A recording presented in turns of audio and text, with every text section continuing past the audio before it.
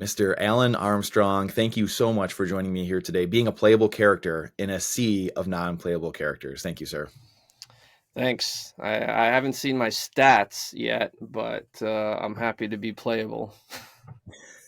Well, I always joke with everybody, again, it's people that can critically think. And as you know, which we'll get in here today a bit, whether it's Christianity, Christians, or just people in general, we as humans have a hard time critically thinking, and could be many reasons, obviously, right? Rationalizing our behavior, or it's the government run schools that are teaching us to be drones or bots.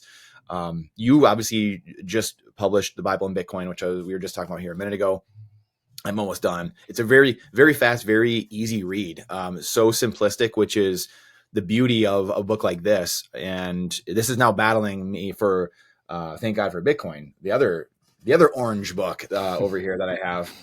And this was my favorite, but I don't know, Alan, this is tough, man. It's like half the size, and it's such an easy, simple read, and brings forth all the concepts so easily. What made you embark on this journey? It's not easy writing a book, obviously, but what was the real catalyst of why you went down this road to start writing this? Yeah. So, it's sort of a long story. I'll try to condense it. My first exposure to Bitcoin was in, I think, 2010. There's the meme has been circulating on Twitter just within the last day about the Bitcoin faucet. Have you seen that one? No, I don't think I have. Well, it's not really a meme. It's just a screenshot of a website called the Bitcoin Faucet from 2010, and you were able to go there, and you would get 5 Bitcoins. Oh, yeah. Yeah, I know about it. Yeah, correct. Yeah. So that was my first exposure, was the Bitcoin Faucet. Wow. And I did, I forget how it exactly worked. I think you put your email in or something, but anyway, somehow you got 5 Bitcoins. But it was back in 20, I think it was 2010. So it was a little more complicated back then to use Bitcoin, right? Your private key and your public key, there was no like seed phrases, and all the wallets weren't as sophisticated and user friendly. So I remember looking at all of these numbers and the string of numbers and letters and going, what the heck is this? And just kind of discarding it. Now, so I just flushed 5 Bitcoin down the toilet in 2010. But of course, back then it had really no value. There wasn't really trading at any significant price. So it was like, whatever. Of course, looking back on it now, it was one of the greatest blunders of my life. But so that was my first exposure. Then 2017 was my second exposure. And then, got a little more serious about it. But it wasn't until 2020 that I really decided I need to dig in and figure this thing out. Because it just keeps coming back on my radar. Every 4 years, it's like, oh, Bitcoin again. Okay, this time in 2020, no more excuses. At the very least, I have to at least figure out what it is. No more laziness. Like 2010 was lazy. I don't want to figure this thing out. There's too many numbers and letters. 2017, I thought it was too expensive. So now it's like, okay, I got to figure this out. So basically what happened was I went on a journey of study and podcasting, and how everyone does it, trying to figure out what is Bitcoin. And excuse me. It was the Bitcoin standard that really was a light bulb moment for me, because Saifedean did a great job of answering the question I internally was asking, but didn't know I was asking. That's the thing, right? Sometimes we don't know what we need. I thought I needed to know what Bitcoin was technically, but what I really needed to know was what problem Bitcoin fixes. And that's what Saifedean's book did for me. It helped me to see the why of Bitcoin, not necessarily the what of Bitcoin. And once I understood the why, the what became a lot easier to comprehend. So I took all that information of must have been at least a year's worth, maybe even more, a year's worth of study, and condensed it into a seminar that I called The Christian Case for Bitcoin. And I made this seminar just because there was a lot of people in my church and in my city who were Christians who were saying, hey, I know you're like studying Bitcoin, like what is it and stuff. They're asking the same question. So I thought, I'm just going to make this seminar. I'll do it live. And then I'll post it on YouTube. And then whenever someone asks, I'll just send them a link. It's just easier, right?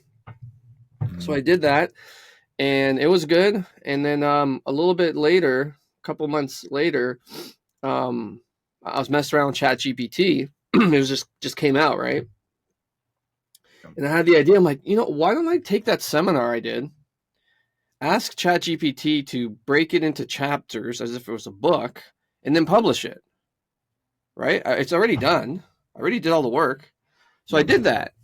And I added, so the book itself now has about probably 30% more content than the seminar did. So basically what I did was I just plugged it into ChatGPT. I said, edit this for grammar and spelling, because I didn't have money to hire an editor.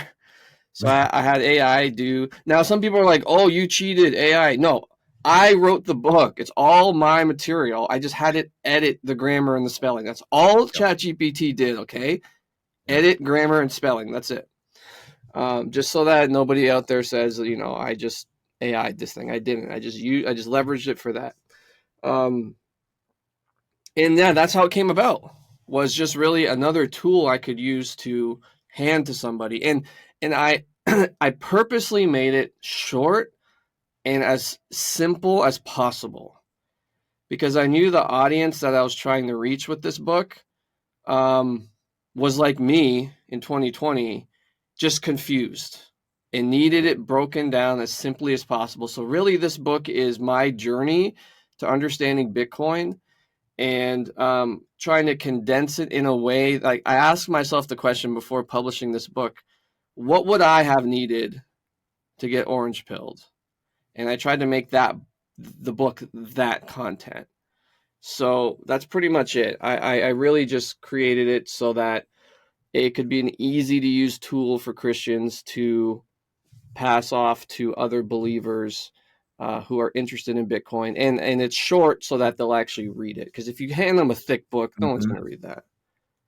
And the thing I love about your book as well is there's short chapters, but there are subsets or the subsections inside of each chapter. And for whatever reason, like my brain just it makes me read even more when it's shorter. I consume more. When I see like a 30-page chapter, my brain shuts down. Yeah, I'm just like, nah, I'm good. Yeah. So yeah, it's a phenomenal book. The way it's laid out, the simplicity of it, and the the information is invaluable. So for any Christian, obviously, it's a must read. In saying that, though, this is kind of like one of my big things, and for years, just not still grappling with this, and probably forever be grappling with this, is why is it that Christians have such a hard time with money? That, I mean, you obviously the whole book is about this in essence, and in helping people over that hurdle. But why do Christians have such a hard time with money? We want to thank our sponsor. This show is presented by Bitcoin Trading Cards, an orange pill in a pack, making talking about things that normally make you want to cry fun and easy. The scarcest and most educational cards to ever exist. Available now. Yeah, that's a good question. I did not grow up in the church, so I didn't really have any pre-church baggage or any sort of growing up. When you grow up in it, there's certain you have some baggage. I never had that. So when I came to Christ when I was in my early 20s, and when I started going to church, it was one of those things that shocked me, because I would just freely talk about money, and it was almost like it got uncomfortable, and I'm like, what's wrong with these people? Why are they so averse to this? It was very strange for me, like coming into the church from the outside, and those who grew up are kind of like, hey, guy, like we don't do that here. And I'm like, oh, okay, well, sorry, I didn't know. It's one of those things that, I've spent some time thinking about, like, what the issue is, because if you read in the Bible, especially Jesus, I think I mentioned in the book, like 25 or 30%, upwards of that, of his parables use money as the main illustrative tool for whatever point the parable is trying to make. So, you know, here's Jesus, the Son of God, crafting these parables, and 30% of the time he decides to use money or language of monetary language to get his point across. So, I mean, there's something to that. If Jesus spent 30% of his time teaching and using money as an illustrative tool, then you would think it would be an open season to talk about it, right? In whatever context we want to talk about it, but it's not. And I think it mainly boils down to the fiat mindset that I think everybody is subject to. And it's I don't want to blame anybody for it, because it's not really your fault necessarily, because you grew up in it. It's like a fish in water, you know, like you can't blame a fish for being wet. That's where they put them. Yeah. And so same with us. Like, you can't blame us for this fiat mindset, because it's just what we grew up in. And you need somebody to pull you out of the water and say, hey, look, you're wet. Look, there's such a thing as a dry ground. There's such a thing as, you know, earth and dirt and stuff. And when you see that, you go, whoa, look at this other world that I just didn't even know existed. And so that's, I think, what needs to happen. And the church is not any different in that sense of growing up in the fiat world and having that incentive structure and that mindset that fiat money creates affect it. And so another reason why I wrote the book is so that we can pull them out of the water and say, hey, look around. There's more than just water. There's other stuff here. And there's a better life for you. You know, you're not a fish. You're a human. Let's put you on the dry ground and you can flourish here. Yeah, man. So that like perfectly segued into my next point or next question with that, which is this fiat mentality, like you said, it knows no boundaries. Just because you're Christian or some religious affiliation doesn't mean you don't live in this fiat world still. And it makes me think of, like, why do people, we're constantly just trusting everything. And I know there was like a level of, because you get some people and they're kind of like, well, you know, you're going to question everything. Like, you're kind of like a Looney Tune, Brandon or Alin or whoever, right? Like, and I think that the pendulum has swayed so far and there's so much trust that's been broken. Now not everyone, but people are starting to question everything. And it's this verification process that Bitcoiners know so well. And we have very little verification or auditability or anything in society right now. And so I think that's maybe what's coming under attack is this opaqueness. What even religious teaching, I guess, in a way too, like what are your thoughts on just the society's fiat mindset of just trusting everything, really verifying nothing? And I even see it in religious life, growing up in the faith my whole life. And this is where like dogma comes from in a way, right? Like we have stories that we tell ourselves, or humans have stories they tell themselves about religion or about the Bible or whatever, right? And it just gets passed down. And if someone's not verifying and actually going and reading the passage or reading things, right, it can get passed down and just distorted over time. So what do you say? Like, how do you think about those things when you're teaching people, you're ministering to people about this verification process, whether it's in Bitcoin or also scripture in religious life? I'm very fortunate in that I came to Christ later in life. And I know maybe that sounds like inappropriate to say, because now here I am raising my children in the faith. So it's not that, okay, so maybe I'll put it this way. When I came to Christ, it was similar to my Bitcoin journey, but it was a little bit more intense in that I studied a lot and I dug in a lot. I needed to figure it out. What is with Jesus? What is with this guy? Why is he so important? Well, not just in Christianity, but he pops up in history, a lot of different religions. He pops up in Islam, a little bit in Buddhism too, not much, but there's a little bit of Jesus talk there. So I'm looking at him going, okay, he's everywhere and he's important, and nobody in every religion sort of holds him in high esteem. So I have to figure out Jesus. That I don't know. I had that moment of, I need to Wow. figure this guy out. Mm-hmm. So I made a promise to myself, and I don't know where this came. Well, it had to come from God. And the promise was, as I embarked on this journey, was I am not going to judge Jesus based on anything anybody says or does. I'm only going to judge him based on the sources attributed to him. So that was very beneficial because I was able to, put blinders on and ignore all the noise and just go to what Jesus has said and judge him based on that. And when I did that, I discovered, whoa, this is not the Jesus I expected to find. This is somebody totally different than what the media portrays him as, or what popular, even Christian culture portrays him as. So having done that, I did that for the faith, and I discovered, okay, Jesus is alive. He rose from the dead. And if that's true, then it's a no-brainer. Like, Yeah. I have to follow him. I can trust what he says based on the fact that he rose from the dead. Like, that's the verification. That's the proof of work. Like, he defeated death. That's like the final enemy. That's the thing that I dreaded was death.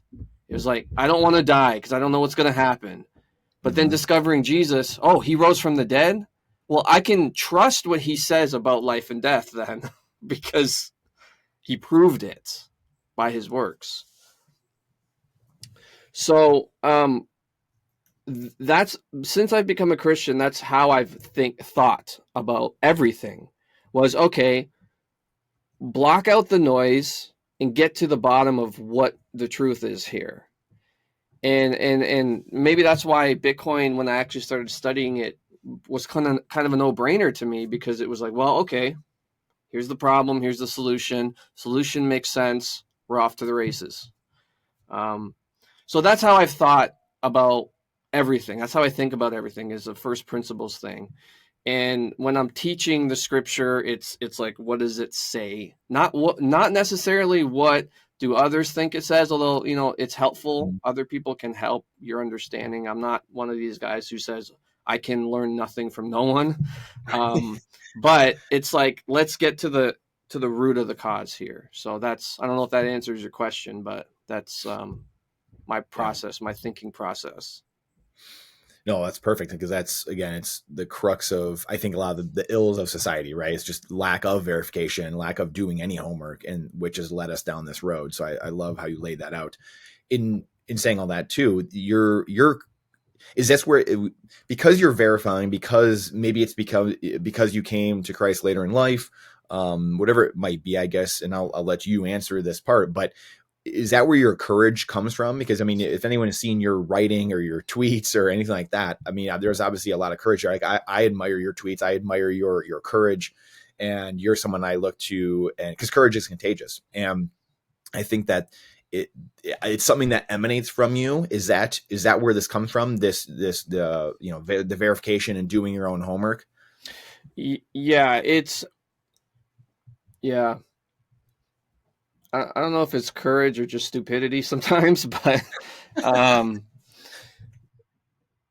I care about the truth, and that's kind of all I care about. And sometimes that can be a hindrance, because there's times where you need to be empathetic and compassionate and just meet people where they are. But my main concern is for the truth. And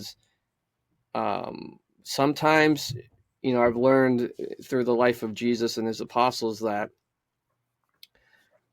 sometimes following the truth, being consistent with the truth, and not capitulating to lies, gets you in trouble. And before going into anything, before going into Christianity or anything, you need to understand that you're going to get in trouble. And if you're not okay with the consequences, you're not ready for this life. You're not ready for this life, because Jesus himself is our example, and you look at him and what happened to him, and of course it was, the eternal plan of God and so forth. But besides that, he said things and he did things that got him killed. That was the consequence of his actions and his words and his teachings, and he knew that, right? It wasn't like Jesus was saying, well, I kind of have to speak the truth because I'm the Son of God. And no, he knew, if I say this, they will kill me. Mm-hmm. And he said it anyways. So it's not, it's not that dramatic for me. It's not like I know I'm going to get killed or anything. Like, I'm not saying it's the same, but Right. what I'm saying is that I have to live consistent with the truth. And if I don't, I can't live with myself. So the consequences of what I do and say are more bearable than not doing it. Let me put it that way. During COVID and all the stuff that happened, it was like, I remember when our landlord at our building that we were renting for the church was saying, "Hey man, people got to wear masks and this and this." And I said, "Look, I can't do that. You don't understand. It's not a preference thing for me. It's not like, oh, I prefer people don't wear masks, because some people did, right? Some people did, some people didn't. I didn't say you can. I didn't say you can't. Right. I just said nothing. I was silent. But when I told him, look, you don't understand. I can't do this. Like, I physically cannot enforce this. And he said, why? I said, number one, because put yourself in my shoes here. Someone walks in to worship God without a mask, and you say, hi, welcome. You have to wear a mask. And they say, I can't, or I don't want to. What do? You kick them out? Really? Sorry, you're not allowed to worship with us. Like, come on, dude. Oh, man. I can't sleep with myself, I can't sleep. Yep. Yeah. With the knowledge that I did that. Yep. It'll keep me up at night. It's unethical. So anyways, yeah, that's sort of just the way it is. When you become a Christian, you have the Holy Spirit. And I'm not saying I'm perfect. I make mistakes. I screw things up probably more often than not. But at the end of the day, I just want to do right by the Lord. And if the consequences are what they are, then what can you do? Man, yeah, that strikes a chord with me a lot. I just, and even a bunch of the pods we've done lately, have just been talking about this a lot. The theme that keeps coming back to me in general over the last year or two, last couple of years, is just laying down your life and picking up your cross and really understanding the meaning of that. And you really just outlined that beautifully of truth. What is true truth, and sticking up for it, no matter what the consequences are. And that none of us are perfect. It's not like none of us are Christ. None of us can do that perfectly. And I think that, it's, I love to get your thought on this too, even. So just that sentiment, but also, Christianity, a lot of people look at Christians and say, oh, you're not perfect, or look, you're espousing this thing and you can't even uphold it. What do you say to people who come at you with that? Well, if somebody says, hey, you're not perfect, it's like, yeah, I never said I was. The message, I don't know if somebody comes at me with that, it's like, I know for a fact they've never listened to a single thing I've said. Like, I've never once in my life said, hey, we're perfect, or I'm perfect, or follow me. Never. If you listen to any message I've ever preached, it's always follow Jesus, because he's perfect and we're not. And that's sort of the whole point of the gospel. The whole point of the gospel is that you're a sinner and Jesus saves sinners. So, that's a simple one. Yeah, I'm not perfect. Next question. But when it comes to picking up your cross and following Jesus and living, when Jesus was on trial, Pontius Pilate, pulled him aside and said, hey, they say you're a king, are you? And he said to him, I am, and you'll see the Son of Man coming on the clouds of heaven, and so forth. Or no, before that he said, he said that to the Pharisees. To Pilate, he said, my sheep hear my voice. And something along the lines of, I am the truth, or I speak the truth. And Pilate, Pilate says, what is truth? And it ends. I remember watching The Passion of the Christ before I was a Christian, and they showed that scene. Yeah. Pilate looks at Jesus and he says, what is truth? And then the scene cuts to something else. And I'm like, what? What's going on? Wait a minute. You can't just end the scene there. Like, you never get the answer.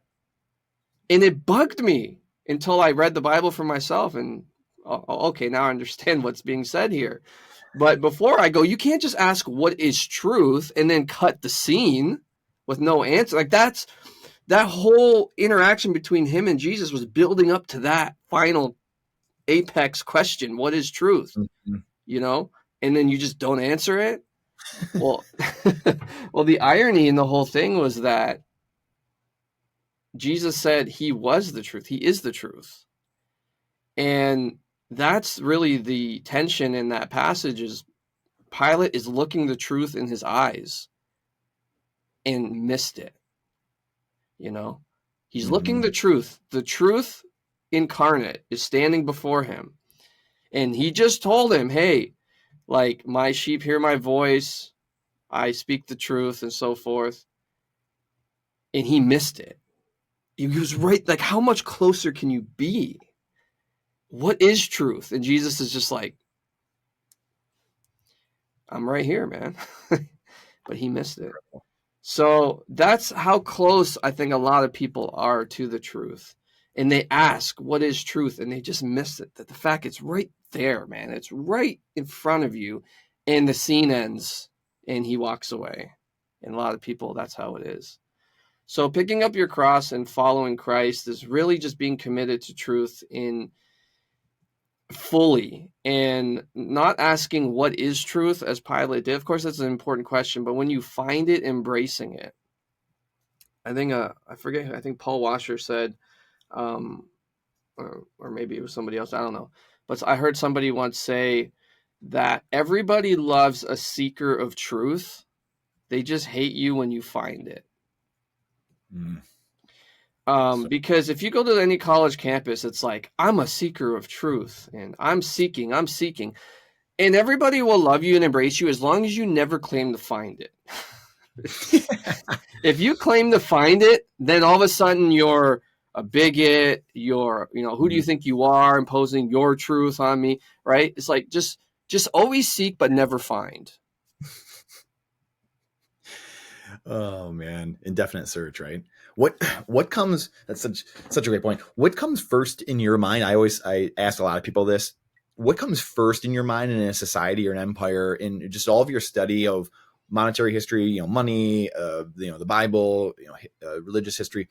Is it the money being broken and then God is removed from society, or I guess maybe someone isn't as religious, humility?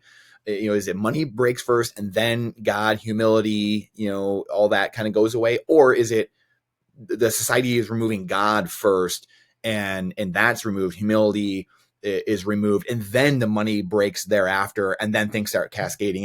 In your mind, kind of how have you seen that play throughout history? I don't think those two things can be separated. I think money breaks when God is disobeyed. Because the Bible tells us about God's monetary policy, and he warns the Israelites. He says, if you obey, this will happen. If you disobey, this will happen.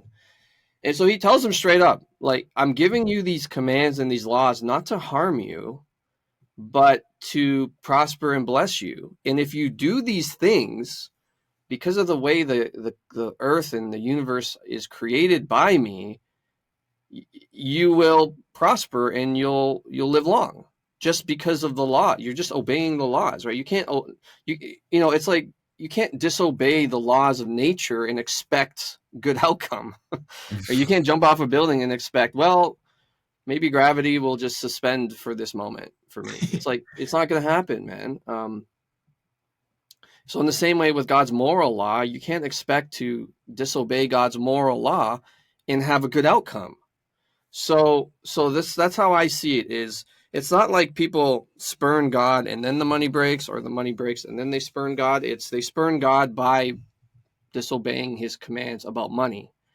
And then the rest is just a downward spiral that Romans chapter 1 describes how that kind of works. And God eventually gives people over to themselves. It's kind of like, okay, well, this is what you want. You can have it. Good luck with that. Romans chapter 1 is sort of like the original have fun staying poor. It's like God is just telling people, okay, you don't want me. You don't want to do what I say. You think you know better. Fine. Have fun staying poor. Like, have fun with that. Good luck with that. I'm giving you over to that. And eventually it just self-destructs. And this is what we're seeing in our current Western culture, is that Romans 1 downward spiral to destruction. And there's only one way out of it. It's turning back to God and doing what he said to do and reaping the rewards of that. And of course, money is an important part of society, and God has spoken a lot about it and how it should function. And when we function that way, it works. When we don't, it doesn't. It's really that simple.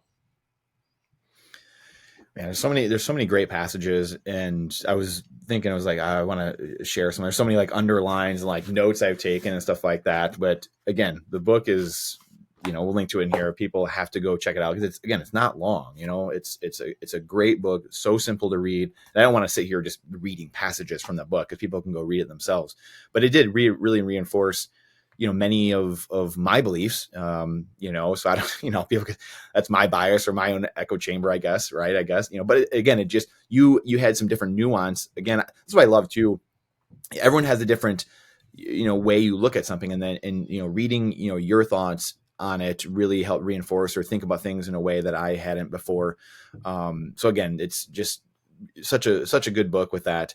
What was your experience like with money growing up as a child? Like you said, when you're coming into Christianity, you talk about it and just like freewheeling, just people are like, oh, you can't really.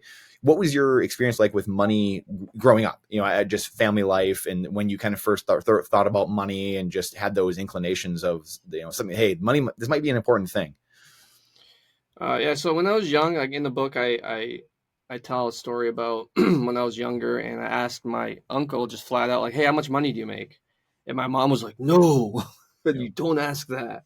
And I was like, whoa, chill out. So I didn't really talk about money or think about money again until I was a teenager. And then that's when it was just like free reign.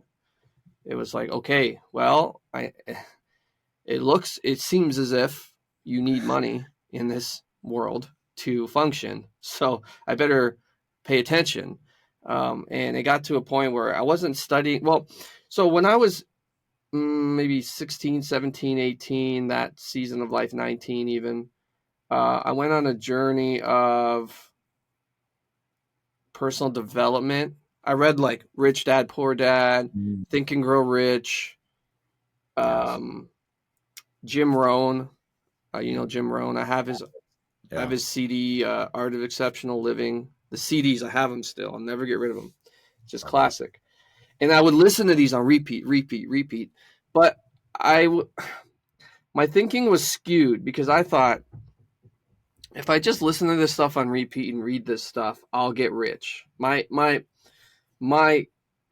motivation was to get rich. And it didn't work. I did not get rich. And it frustrated me because I'm like, well, what am I doing wrong? I'm listening to all the right stuff. I'm reading all the right stuff, but I'm not getting rich. And so I felt ripped off. And then it was through that journey that I also discovered Christ and then took a different trajectory for my life. But that's the thing. When I got into Christ, to the church, my brain was already jam packed with this Rich Dad Poor Dad and all these other things. So I was like, hey, maybe these people who've been in Christ for a while can help me figure this money thing out. Because evidently I can't because I tried and I'm still broke. So maybe this is the missing piece of understanding money. And then when I got in the church and they're like, nope, I was like, oh, maybe money's the problem. And so then went through that stage of life where I was like, well, the love of money is the root of all evil, and just having a very shallow view of money, because I figured, well, I'm not rich, I can't get rich, it doesn't work, maybe this take is right. It wasn't until Bitcoin that I kind of was able to get a more holistic view of money and what the Bible says about it. But yeah, it was definitely a long journey to get to where we are. Yeah, and you said it so well right there too. Like it's the love of money. You touch on the book too. It's the love of money, and that's where like I think a lot of Christians, and I know I've done it throughout times in my life growing up. We have very similar story. Like when I was leaving college 15 years ago, everything was collapsing, great financial crisis. I'm thrust into Jim Rohn, and like I got to figure myself out. There's a money game being played, and I got to figure this out because I'm leaving school and like, what am I going to do?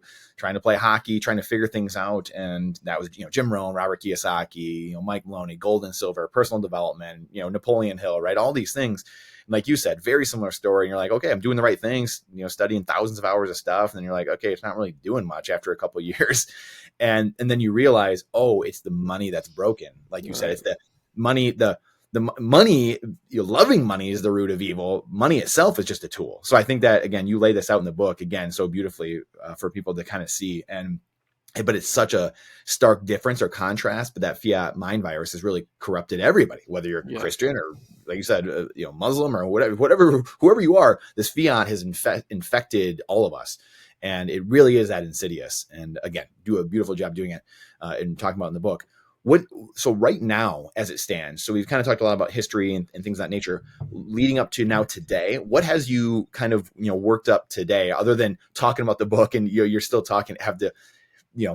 have to talk about it a lot. You've thrust it on yourself. Obviously you wrote a book about it. So people are asking you about a lot of, and you're doing interviews and things like that. But as it stands today, like just the state of Bitcoin, the state of sound money, the state of us having actual money for the first time, human beings having it.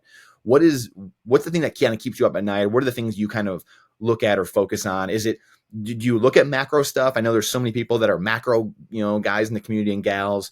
Or do you look at that stuff at all? Are you just really like, hey, I just focus on more the personal side and the faith side and money and Bitcoin? Like are you kind of go all over the map, or are you focusing on certain areas, or what keeps you up at night? Yeah. I tried to get into the macro stuff. I don't know. There's so much to learn there that I only have so much brain energy to give that I just don't think maybe it's foolish of me to say I don't think it's worth thinking about or studying. I think there's bigger things to study, but maybe I'm wrong. I don't know. This could be a 2010 situation all over again. But anyways, what I'm thinking about now more so than anything is governments and taxes, and what a transition to a Bitcoin standard will look like or can look like, because nobody really knows how this thing's going to play out. So we could speculate all day long, but yeah, that's really the things that keep me up now is, okay, we have a huge problem. We have a great solution. How do we swap it? How do we fix the problem with the solution? Because it's a little more complicated than just use Bitcoin instead of, or maybe it's not, I don't know. But the system is so big and it's proliferated so much that, yeah, I'm just thinking about how do we actually transition in a way that doesn't hurt that hurts as least amount of people as possible, you know, Yeah. because the transition is going to be painful, I think, one way or another. But there's got to be a way we can do it to minimize the pain. Yeah, I think about this a lot, actually. You know, what's because with fiat money you have two really options, right? You can print more and go to zero, or you can cut and go to zero. So which is better? which path to zero is the best? You know. Yeah. And I find myself sometimes just saying, let's just print our way to oblivion. Why not? You know, just do it. Mhm. Just do it quick. Boom. But at the end of the day, the outcome is the same. Mhm. So then I think, well, I don't know, because people are going to hurt here on the way up, and people are going to hurt here on the way down. So that's that. Yeah, I don't really have a good answer for it right now. But like I said, I find myself thinking weird things lately, like maybe I should vote for Trudeau, and because he will just print us to zero. You Yeah. know, I don't know, man. I don't Mhm. know. Yeah, I honestly I couldn't agree more. Again, I think that's where we got to talk a little bit in Montreal. That's where I bought your book right directly from you, which was fun.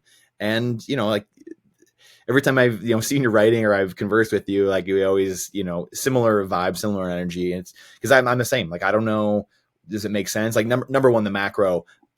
I love all the people. Fortunately, we have all these smart people thinking about that and, looking at the macro. And I studied that for way too long. I'm just going to say it, 10 years. Like you said, it's just so much brain power. Yeah. And like you get into Bitcoin and I realized like, why was I studying all this stuff? Like I could have just been buying Bitcoin the last 15 years and it would have just obsoleted everything I just learned. Yeah. And it does feel like that a lot. Like, why are we like, who cares? Why would I care what Jerome Powell is saying on a Wednesday each month? Like who literally cares? Like it breaks all the models. Jeff Booth to me has the right mindset of why are we spending any energy in this old world? Like, we've got to spend energy in this new world and build this new thing, this new ship. It's like we're on the Titanic and yet we're trying to figure out how the wiring of the Titanic still. I'm like, how does this thing work? And it's like, guys, we hit the iceberg already. Like we're going down. You got to get in the life raft. Yeah. And that to me just, it feels moot, to a large extent. So I don't know. It's very interesting, but I agree though as well. I think that the collateral damage, like how do we minimize collateral damage? And I know that that's a mission that you are on heavily right now with the book and what you just outlined of how do we have the least amount of people hurt? We're going to zero regardless. Fiat is. So how do we minimize that collateral damage? And that's the same mission I'm on. I think there's a lot of people out there that are on that same mission. So it's, I don't know. It's a 1 second decision to change too. I think that's what's frustrating to me. It's not like we're telling people, Alin saying like, hey, go get a 6-pack. We're going to get in a bodybuilding competition. It's going to take you a year or two. Change your eating. It's a 1 second decision to say, I'm using a different money. Done. Yeah. I mean, it takes a second, maybe two, and your life changes. The world changes. Humanity changes. That's what's, I think, so frustrating because it's a decision. And that's the hardest part. I was talking to a friend of mine yesterday and I was saying, he goes, oh, why don't you join the Iron Union or this union or that union? And I'm like, because I don't want to. He's like, yeah, but you can make a lot of money. I'm like, yeah, but who cares? I have the cheat code. He's a Bitcoiner too. I go, we have the cheat code, dude. I can make $20 an hour. That's not a lot of money, but if I save in Bitcoin, it's like $100 an hour. Right. So why would I do something I don't like when I could do something I like and get paid a little less and save in Bitcoin and be better off than if I did the thing I hated? Yeah. Well said.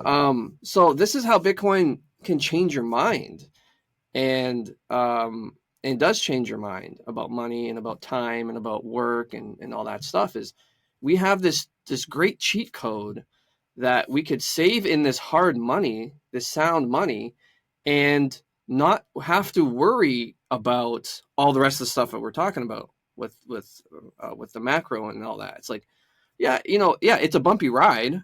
Don't get me wrong. It's a bumpy ride, but it's a bumpy ride upwards. It's a bumpy ride to a better place. And building a better world has never been a smooth endeavor. It's trying to make humanity prosperous and free and all this stuff. This has never been an easy, non-volatile thing. So I don't know why everybody's like, oh, it's volatile. You should expect it to be because of the mission and the reason that it exists. You really think it's going to be smooth? Come on, like, this is naive. It's going to be bumpy, but it's a worthwhile thing to fight for, because at the end of the day, like, you have two choices, guys. You either burn with fiat or you burn with Bitcoin. Like, if Bitcoin fails, okay, no regrets. Yep. Because what is the other option? Guaranteed failure, right? Guaranteed. Fiat will go to zero. Like, it's programmatically coded into the system. Bitcoin has a chance. So let's fight for it. Let's build it. Let's do what we have to do to see it win. And I think you're right. I think Jeff Booth probably has the best perspective on this. It's like, just get on the lifeboat and make it and contribute what you can to make it better. Yeah. That's really all I'm trying to do. Is, like, I'm not a programmer. I'm not a coder. I can't do anything on the technical side, but I'm trying to take what I can do and just doing it in hopes that it does, contribute somewhat to a transition to a better money. Yes. What would you, I know we're getting towards the end here. I got a couple more quick questions. Then I'm going to do a little lightning round game, a little word association game here at the end to wrap it up. What would you tell your 18-year-old self? And it can't be, buy Bitcoin or anything like that. But what are the lessons you would have, looking back, it's like, man, I wish I knew that when I was, it could be 13, 15, 18, when I was a teenager. I wish I would have known a couple of these lessons. Man, yeah, that should be an easy question, but it's not. Feels like it should be. Yeah, it should be an easy question, but it's really not. There's so much. It's not easy because I don't know what to say. It's hard because there's, like, which is the one you pick. Yeah. I guess I would just tell my younger self, number one, figure out Jesus, serve him, and yeah, that's probably it. That's all I would say, because from that, kind of everything else is emanated. He's the first principle. Yeah. What else do you say? I mean, like, truth, and all truth emanates from that, right? Again, which you outline in the book as well. You jam-packed a lot in 100 pages. What are you teaching your kids right now? So, like, one of the things with Bitcoin trading cards, obviously, it's like, like you said, what can we do? I'm not a programmer, I'm not an artist. Aladdin does the art, I help on maybe the verbal side and doing other things like that, writing, kids books and things we're working on. So it's like, hey, how can we all pitch in and build this life raft together in different ways?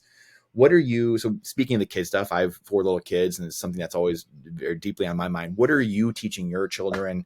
Or what are you talking to other people about with their children, in the terms of whether it's, God, money, Bitcoin? Yeah, with my kids I don't know if they're unique. You could tell me if yours are kind of the same. I think probably they are, because kids are kids, but I haven't really had to teach them anything in this area. That's not true. Let me word it this way. They sort of ask the right questions. Well, they ask a lot of questions, and some of them are good and some of them are just whatever, right? But if you're able to listen and, answer well, then they learn a lot. So with my kids, I've always focused on this, and maybe that's why they're into it, but just being an entrepreneur, being taking the initiative in work and money. And yeah, they want to work. They're only 6. I have 2 6-year-olds, 1 4-year-old. And the 6-year-old boys, they just want to work and make money. And so what do I do? Well, we homeschool. And so part of our homeschooling homeschooling is kind of loose. You have your curriculum, which is like 1, 2, 3 ABC basics, right? The kind of foundational stuff. But then the rest of homeschooling is very fluid. It's like, okay, what do you want to learn? Oh, you want to learn, like, look, I didn't pick up a drill until I was 25. Okay. It's pathetic. You should laugh. My wife's uncle put a drill in my hand and he's like, we're putting up drywall. And I'm like, well, what do I do with this thing? Was an impact driver, but anyways, my boys now, they're 6 years old and they know how to use an impact driver, how to use a drill, the tools that I feel are safe for them to use. Like, I haven't given them a circular saw or anything like that, but the tools I think is safe for them. They know how to use these. They can drill in a screw and all that kind of stuff. So this is the stuff we're learning. This is the stuff we're teaching. And, just the other week, they literally went across the street and started cleaning the curbs with the leaf blower and their different tools. They cleaned the neighbor's curb, like 4 houses in our neighborhood. They cleaned all the curbs, and one of them comes out and just pays them. Like, I didn't. The lady came out. She's like, "Thank you." And you should have saw, man, the look of jubilation on their face when she came out with just like, it was like $10 and gave it to them. They were like, "What? Really? You're gonna pay us?" And now they're just obsessed with working and trying to get paid. So that's sort of, I know it's kind of long-winded, but we're just teaching them independence, not to be reliant on any systems, but to just be learners and to use what you learn in the market. I wish, that's one of the things. The second thing I tell my 18-year-old self is become marketable. Become like, and not in like a greedy way, but I guess maybe a better way to put that is contribute value to the world. I love that. Like, become obsessed with bringing value to others. So I think that wraps up what I'm trying to teach my kids is bring value to others. Learn and then use that to bring value. That's a long way of saying that. I love that.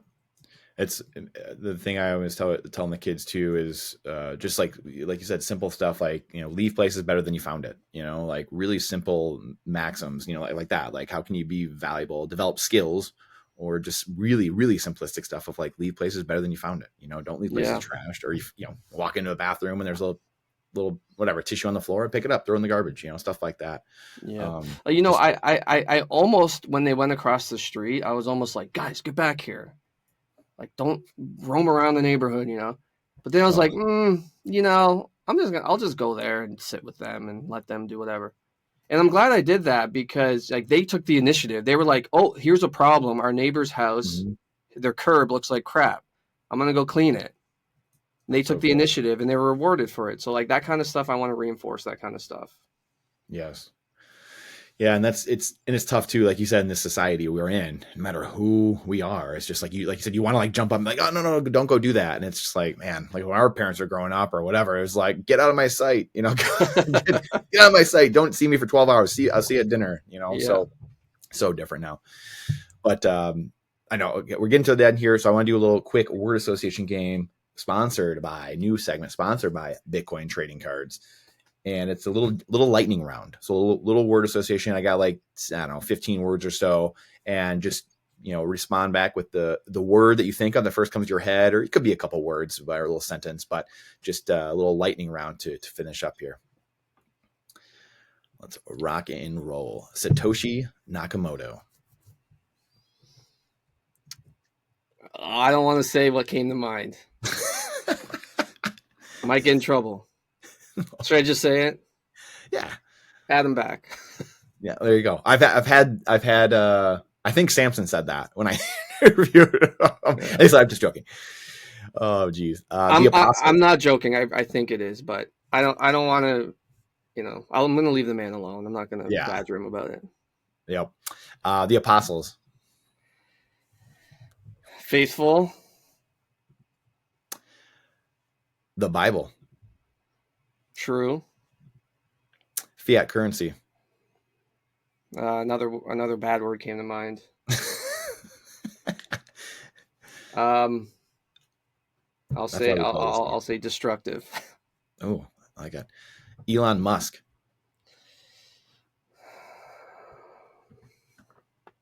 Welfare. Donald Trump. Funny. Justin Trudeau. Oh my gosh. Sigh. I'm really putting you on the spot here. Just a sigh. Just a. I love that. Courage. Contagious. Faith.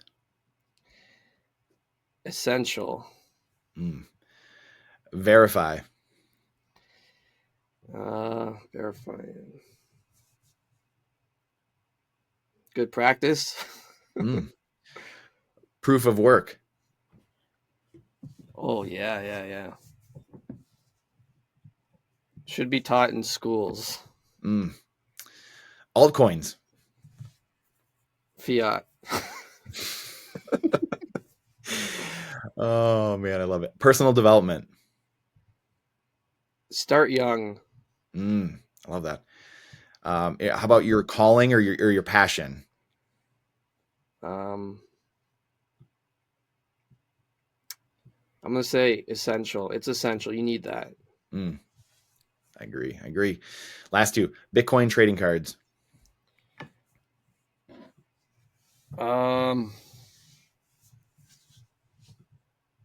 I guess, I don't know, fun. Are these the same as the ones that were at Pacific? Yeah. Yep. Okay, yeah. I wasn't sure if it was a different thing.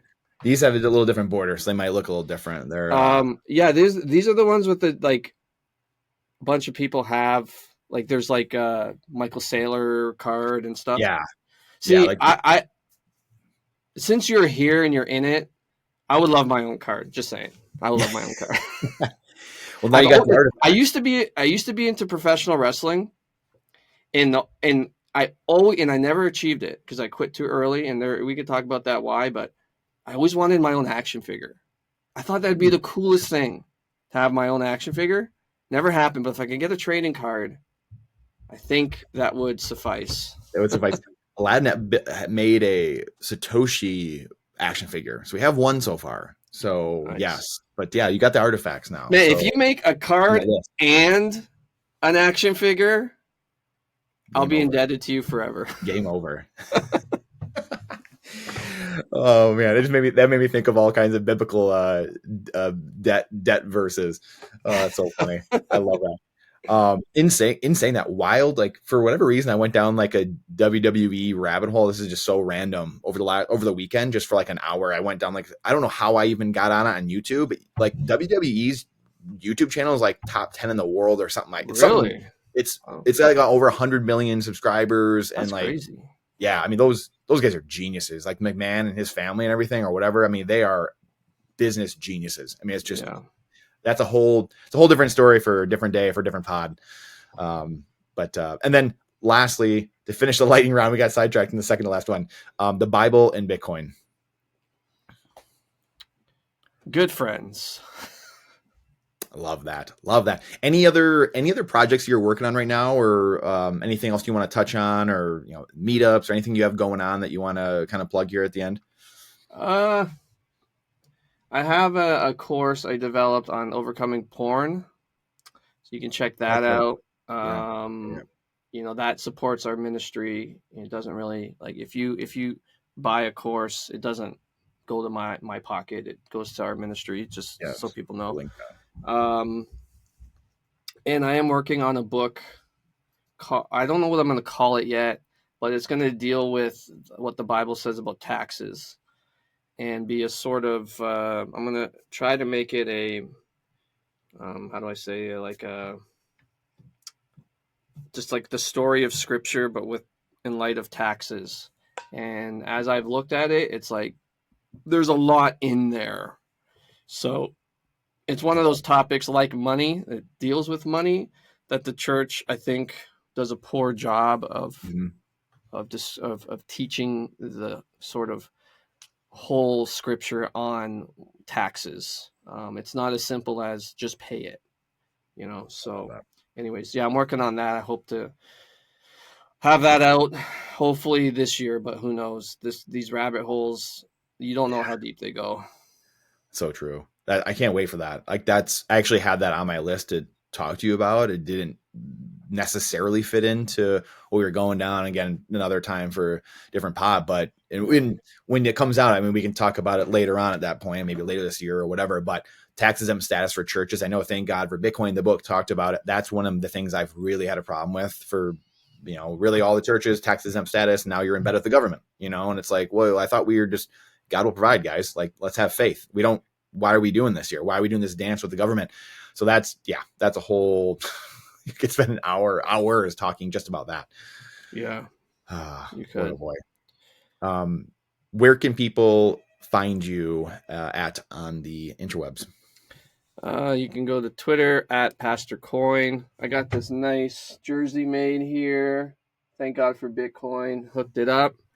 Thank you for that. So at Pastor Coin, one word.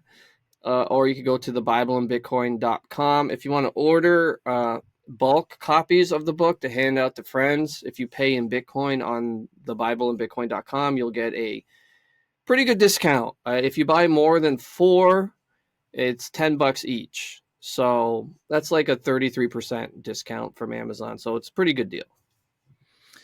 Well, Alin, thank you so much. We'll link to all that stuff and the course and everything. I just appreciate you coming on today. I could talk about this all day with you. I know we have other things to get to, and we'll do it again, though. I'm looking forward to the tax book, and when it comes out eventually, that'll be awesome because we need to dive into those subjects. So thank you so much for being a playable character. Appreciate you, brother. Thanks. Appreciate it. Thank you for checking out this episode of the Playable Characters Show, brought to you by Bitcoin Trading Cards. Make sure to subscribe so you don't miss any of the future Bitcoin and financial experts we have on the show. Plus, we will be doing random big giveaways throughout different moments of shows of collectible cards, sats, merch, and more from guests, so you won't miss anything. This show does not constitute any investment advice, only freedom advice. Everything you see here is opinions from the hosts and the guests themselves, nothing further. Please don't trust, verify. For full transparency, I do lead marketing efforts at Bitcoin Trading Cards where we are trying to spread freedom to all of humanity and orange pill the world, one collectible physical trading card at a time, by making things fun and easy to talk about that normally make you want to cry. You can reach me directly through my email, brandon@btc-cards.com, with any inquiries or playable character suggestions. See you on the next one.